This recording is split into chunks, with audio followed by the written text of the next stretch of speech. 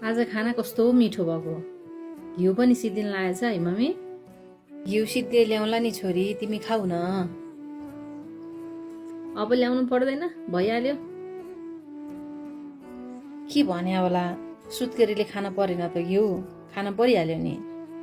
कहिलेसम्मलाई सुत्केरी भन्छन् र? भन्छन् नि बा, गरिबका 6 महिना, धनीका 1 वर्ष भन्छन्। कमसेकम 6 महिना त अलि आराम गर्नु पर्यो, पोसिलो खाना त खानु पर्यो नि।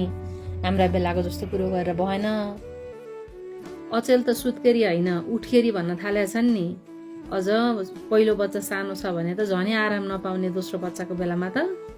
त्यही भएर सुतिरहन नपाइने, उठेको गर्ने, आराम नहुने भएर होला नि अचेल त उठकेरी भन्न थालेछन्। हो नि, यस्तो बेलामा त जति सक्दो धेरै आराम गर्नुपर्छ। अहिले आराम गर्यो भने, अहिले पोसिलो खायो भने पछिसम्म शरीर दह्रो हुन्छ, नभए त यो शरीर त काम लाग्दैन त बा। आराम गर्नुपर्छ।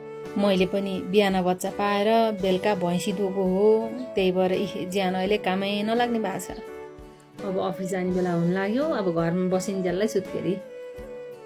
हजुरहरू चाहिँ कति महिना कति दिन सुत्केरी भनेर बस्नुभयो नि कि उठकेरी भइसक्नु भयो? आफ्नो ख्याल गर्नु होला है।